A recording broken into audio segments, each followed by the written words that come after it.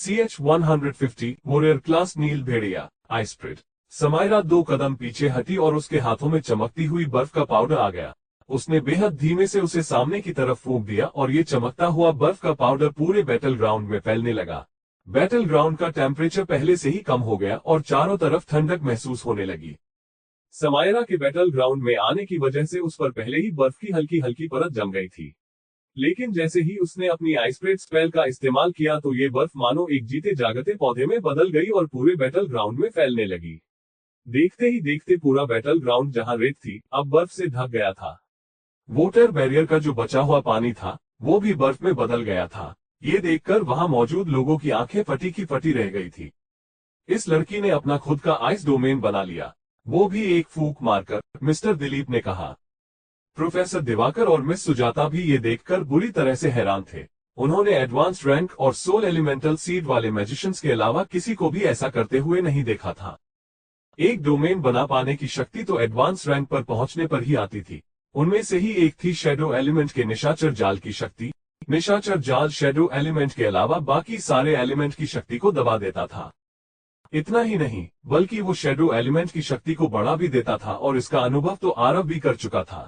इसी तरह बाकी एलिमेंट के पास भी अपने डोमेन होते थे, लेकिन डोमेन तक पहुंचने के लिए एक मैजिशियन को एडवांस रैंक तक पहुंचना जरूरी था। लेकिन समायरा तो अभी एक इंटरमीडिएट मैजिशियन थी और फिर भी उसके पास ये शक्ति थी। इसका मतलब तो यही था कि उसकी उम्र के लोगों में उसकी बराबरी कोई भी नहीं कर सकता था। इसके डोमेन में तो हमारी शक्तियां दब जाएंगी। रूही के चेहरे का रंग इस नजारे को देखकर उड़ गया था। वो समायरा के ओरा से ये तो समझ गई थी कि वो काफी शक्तिशाली थी, लेकिन उसने ये कभी नहीं सोचा था कि वो अपना खुद का डोमेन बना लेगी। इसका सामना तो उसका फायर एलिमेंट भी नहीं कर सकता था। रूही को बहुत गुस्सा आ रहा था। उसे समझ में ही नहीं आ रहा था कि वो क्या करे। वो जानती थी कि समायरा के आइस एलिमेंट के सामने उसके फायर एलिमेंट का टिकना मुश्किल था, लेकिन फिर भी उसने अपनी फायर स्टार एटलेस को बनाना शुरू किया। रूही का फायर कल्टीवेशन आरव से ज्यादा कम नहीं था और उसकी स्टार एटलेस बनाने की रफ्तार भी अच्छी खासी थी। लेकिन जब वो लगभग अपनी आधी स्टार एटलेस बना चुकी थी, उसे बहुत तेज ठंड का एहसास हुआ जो उसके पैरों से उसके पूरे शरीर में फैल रहा था। देखते ही देखते ये ठंडक इतनी ज्यादा बढ़ गई थी कि रूही को बीच में ही अपनी स्टार एटलेस रोकनी पड़ी। उसकी स्टार एटलेस फेल हो गई थी।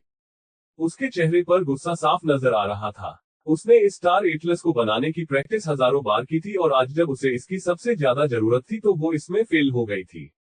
उसके चेहरे से साफ समझ में आ रहा था कि वो कितनी शर्मिंदा थी।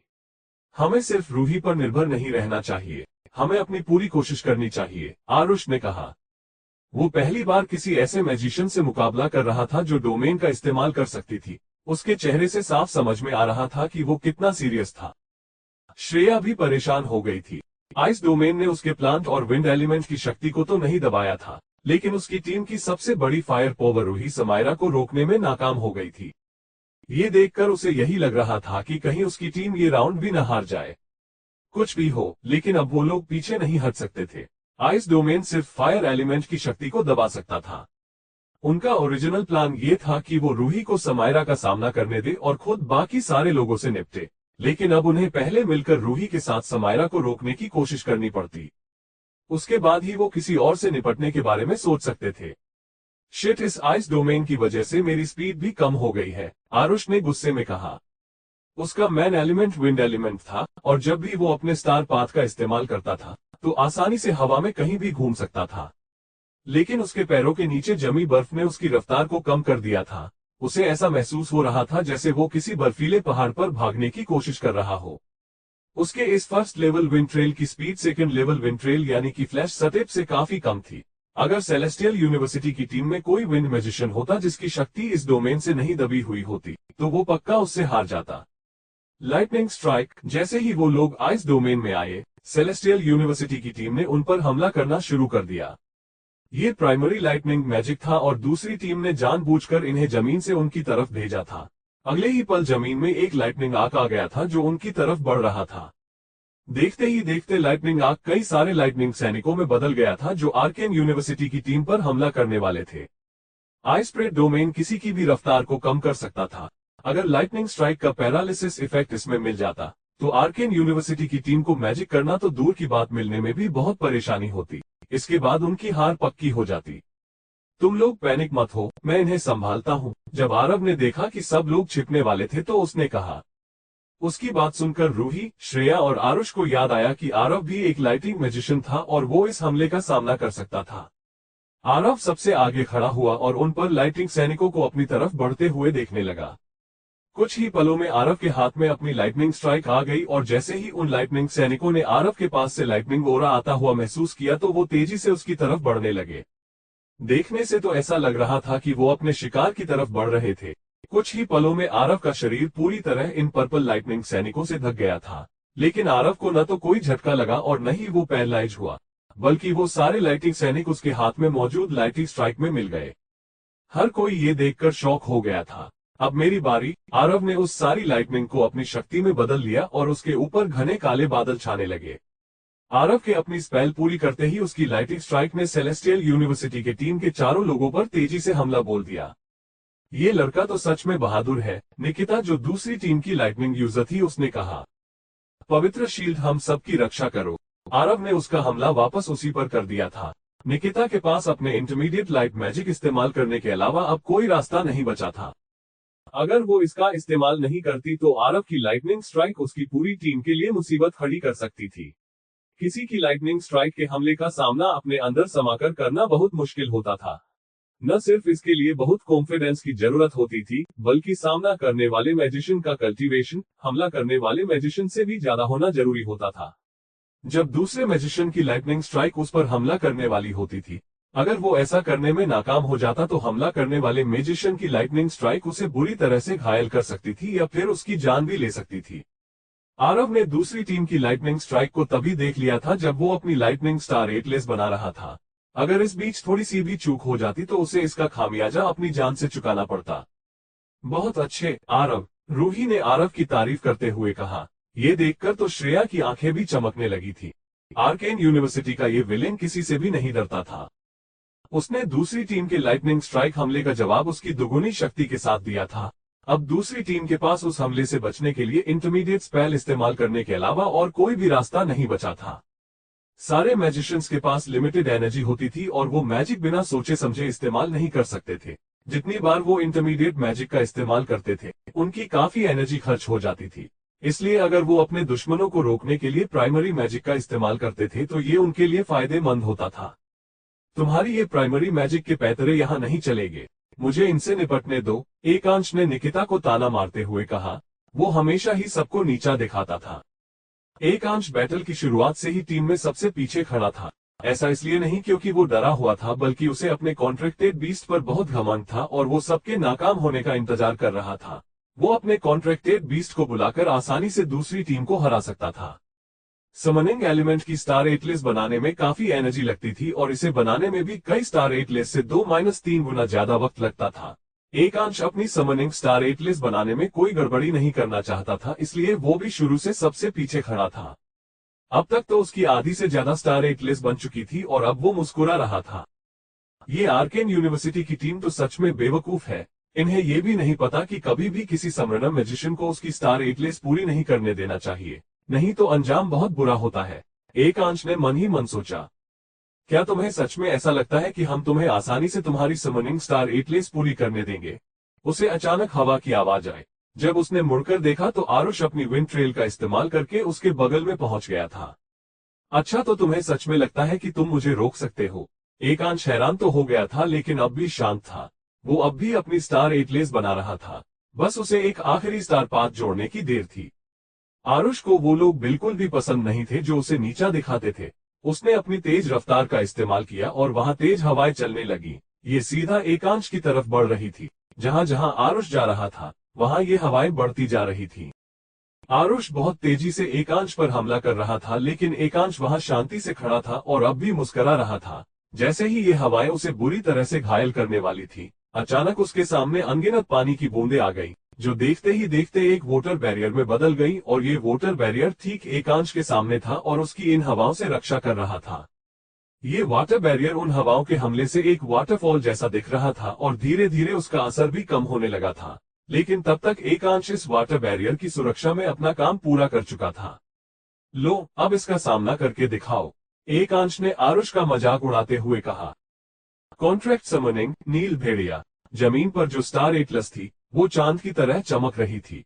एकांश कुछ कदम पीछे हटा तो ये स्टार एटलस बड़ी होने लगी। ऐसा लग रहा था कि वो किसी तरह की प्राचीन रहस्यमय पेंटिंग थी जिसमें किसी दूसरी दुनिया की अपार शक्ति भरी हुई थी। अचानक उसकी चमक बेहद तेज हुई और फिर उसके चारों ओर एक ब्लैक होल जैसी चीज आ गई। अगले ही पल उस ब्लैक होल से एकांश का कॉन्ट्रैक्टेड बीस्ट बाहर आया। उसके दांत बहुत बड़े थे और उसकी आंखें एकदम काली थी। उसे देखकर ही समझ आ रहा था कि वो कितना खतरनाक था।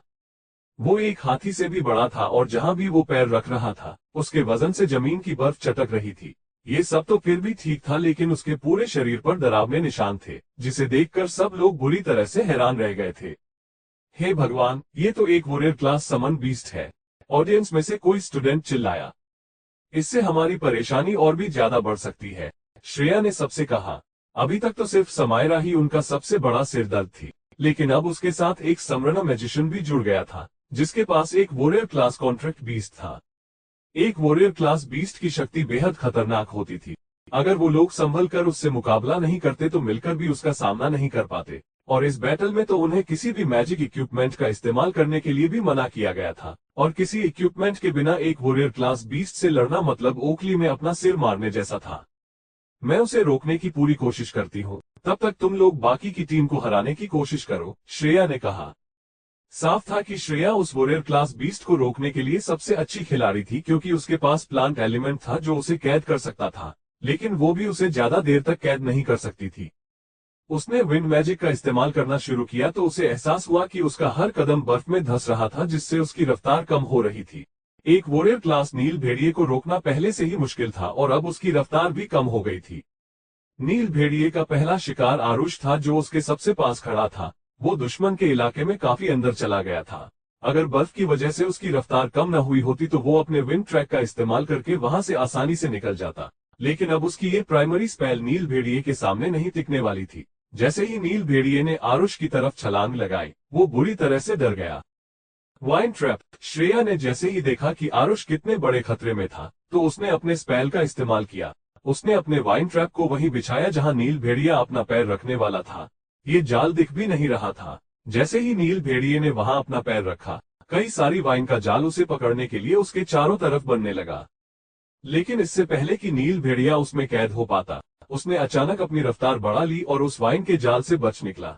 श्रेया की उसे रोकने की कोशिश नाकाम हो गई थी और अब वो अपनी इंटरमीडिएट स्पेल का इस्तेमाल भी नहीं कर सकती थी। अगर वो ऐसा करती तो आरुष इस नील भेड़िए के साथ कटीली वाइन के कैद खाने में बंद हो जाता। मुझे तो इसमें बहुत मजा आ रहा है। ये तो किसी चूहे और बिल्ली के खेल जैसा है, एकांश ने भागते हुए आरुष को देखकर हंसते हुए कहा। पहले तो उसे लगा था कि आरुष के पास उस नील भेड़िए से बचने का कोई पैतरा होगा, लेकिन अब उसे समझ में आ रहा था कि इस आर्केन यूनिवर्सिटी के लड़के को बस अपना मुंह चलाना आता था। अर्थ रिपल अनाया नाम की लड़की ने अपनी प्राइमरी अर्थ स्पेल पूरी कर ली। वो अब आरुष के और मजे लेना चाहती थी। आरुष को वैसे ही उस नील भेड़िए से बचकर भागने में इतनी परेशानी हो रही थी और अब अनाया अपनी अर्थ स्पेल का इस्तेमाल करके उसे उल्टी दिशा में खींच रही थी। भले ही आरुष ने भागना बंद नहीं किया था, लेकिन जमीन में लहरें बनने की वजह से जमीन पीछे खिसकती जा रही थी और वो नील भेड़िए के पास आता जा रहा था। नील भेड़िए ने अचानक हवा में छलांग मारी। उसके शरीर पर जो निशान थे वो चमक रहे थे। वो सीधा आरुष के सिर के ऊपर से कूदा और नीचे की तरफ जाने लगा। देखने से तो ऐसा लग रहा था कि ये निशान उसकी शक्ति को बढ़ा रहे थे। कुछ ही पलों में वो जोर से जमीन पर टकराया। जैसे ही वो जमीन पर गिरा, वहां की जमीन चटकने लगी और उसके गिरने के असर से एक शॉक वेव बना जिसमें कई सारे पत्थर थे। आरुष उसके हमले से तो बच गया था, लेकिन उस शॉक वेव ने उसे सीधा हवा में फेंक दिया। इस शॉक वेव की शक्ति इतनी ज्यादा थी कि आरुष सीधा बाउंड्री के पास लगे वाटर बैरियर से जाकर टकराया और जमीन पर गिर गया। किस्मत से उसका दूसरा एलिमेंट वाटर ही था और गिरते वक्त उसने अपनी वाटर बैरियर स्पेल इस्तेमाल कर ली थी, जिससे वो सीधा जमीन पर नहीं गिरा था, वरना इस हमले से तो वो बुरी तरह से घायल हो जाता। उसे जमीन से उठने में ही काफी वक्त लगा। वहीं दूसरी तरफ नील भेड़िए ने उसे 1 मिनट सांस लेने तक का वक्त नहीं दिया और उस पर हमला करने लगा। भले ही वो उससे 50 मीटर दूर खड़ा था, लेकिन उसने अपना मुंह खोला और अपने सामने की हवा में काटा। जैसे ही नील भेड़िए ने ऐसा किया, उसके दांत आरुष के ठीक बगल में आ गए। ये देखकर आरुष की सिट्टी पिटी गुल हो गई थी। उसे समझ में नहीं आ रहा था कि नील भेड़िया इतनी दूर से उस पर हमला कैसे कर रहा था।